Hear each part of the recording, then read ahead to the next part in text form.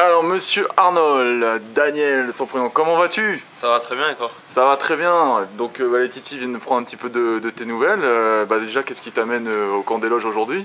J'avais un peu de vacances donc je me suis dit, tant qu'à faire, pourquoi pas venir passer un petit bonjour aux membres du CFA et aussi aux membres du staff du PSG, enfin mes anciens coéquipiers aussi. Alors, qu'est-ce que t'éprouves à l'idée de revenir fouler un petit peu la pousse pour voir tes partenaires lors du spécifique et revenir dans les locaux, revoir les coachs? Ça fait un peu bizarre parce que j'étais revenu J'étais revenu l'année dernière. Même pas, je crois que j'étais même pas revenu depuis que j'avais arrêté. Donc ça fait bizarre parce que voilà, j'ai passé quand même 5 ans ici, dont 3 vraiment 100% ici. Donc c'est un peu bizarre, mais ça fait vraiment plaisir de revoir les coéquipiers, de revoir le staff, parce que bon, il n'y a jamais eu de problème, donc c'est toujours bien entendu, donc ça fait vraiment plaisir de revoir tout le monde. T'as passé plusieurs années au PSG. Là, quand tu reviens ici, quels sont les principaux souvenirs qui te reviennent à l'esprit? Principaux souvenirs, c'est surtout les matchs et les victoires qu'on avait. Et puis je sais pas, franchement c'est plus la joie de vivre qu'il y avait au sein de l'équipe. Que ce soit aux entraînements, sur les spécifiques entre gardiens, mais aussi au niveau des entraînements avec les joueurs.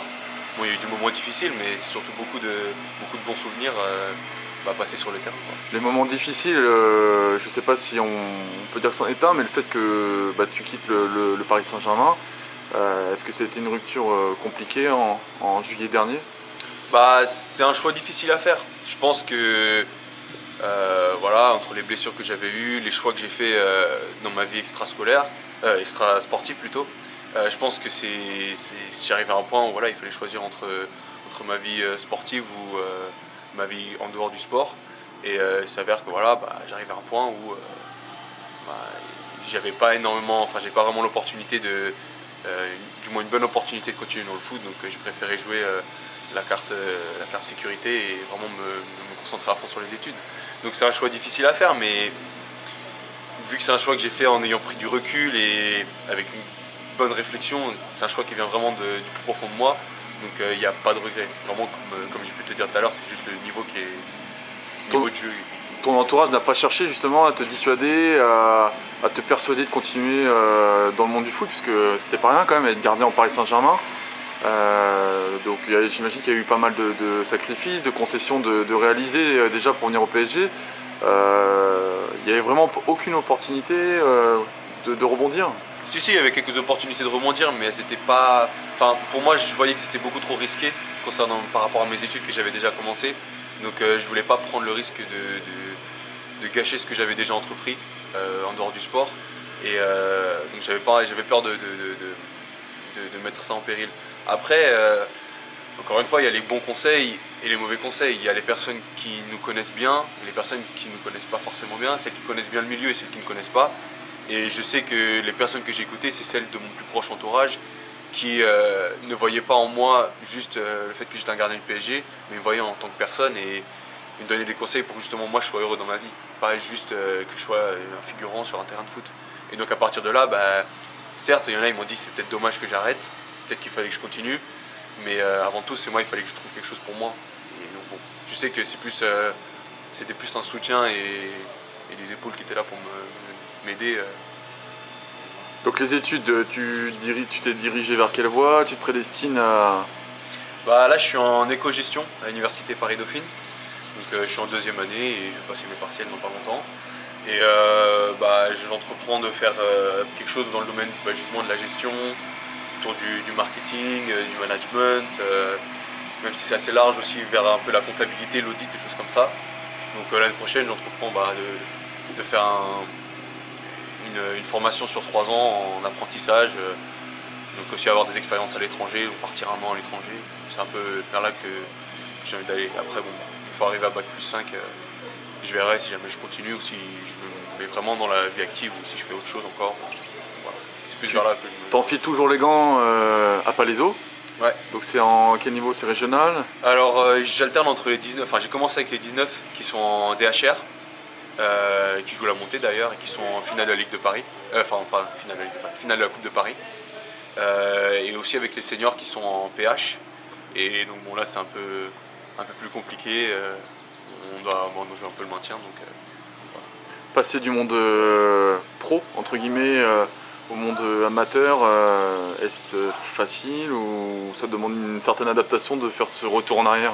Bah, ça demande une adaptation dans la mesure où c'est pas du tout le même niveau et c'est pas du tout les mêmes objectifs. Quand on est au PSG, bah, voilà, l'objectif c'est d'être professionnel et de viser les sommets. Alors que quand on joue en PH à Palaiseau, c'est plus soit pour voilà, s'amuser avec ses potes, soit éventuellement arrondir ses fins de mois avec les primes, des choses comme ça.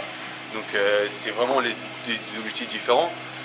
Donc oui, il y a une petite adaptation à faire, mais voilà, le fait que ce soit vraiment à la base pour vraiment s'amuser et prendre du plaisir avec le football, ça fait que les gens sont là et il y a une très bonne ambiance, donc c'est facile de s'adapter, quoi.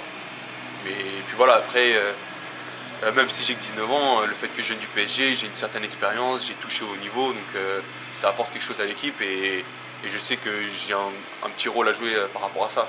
Donc forcément, c'est pas vraiment compliqué de passer du... Le plaisir est toujours intact? Ouais, toujours.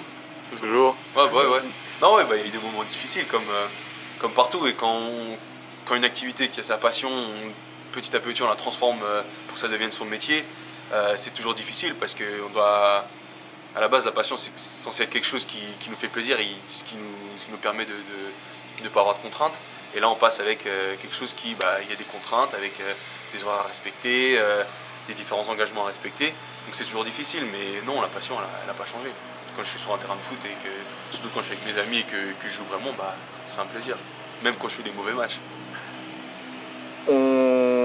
Pour conclure, donc un petit zoom sur tes anciens coéquipiers qui réalisent une grosse saison, donc une petite place, une deuxième place en championnat et surtout une qualification pour la demi-finale de la Coupe Gambardella. On espère vraiment qu'ils aillent au bout.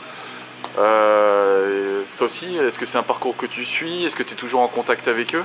Ouais, ouais, j'ai des contacts avec quelques-uns avec qui j'étais surtout très proche pendant mes années, que ce soit à Clairefontaine ou au PSG. Et ouais, non, je suis pas mal aussi à travers ton site.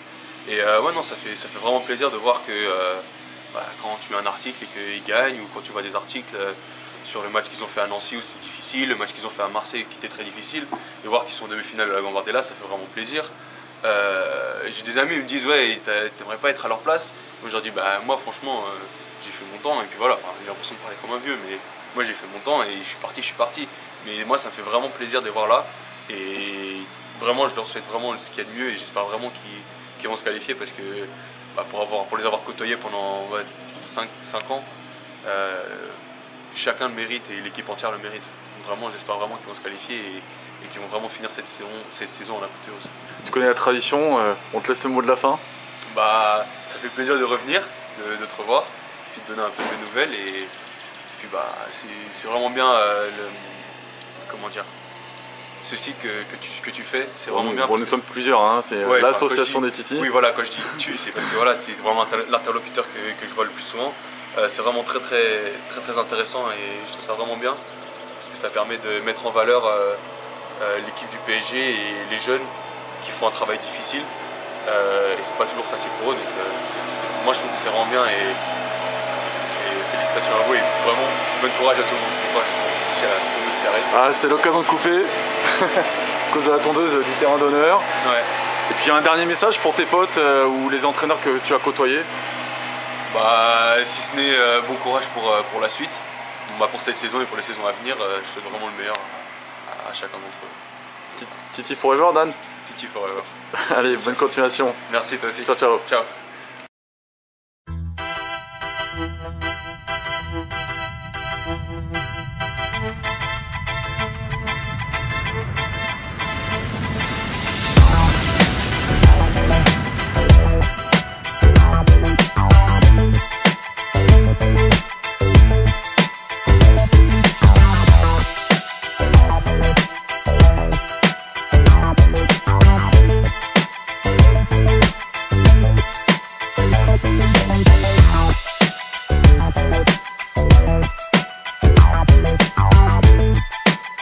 Thank you.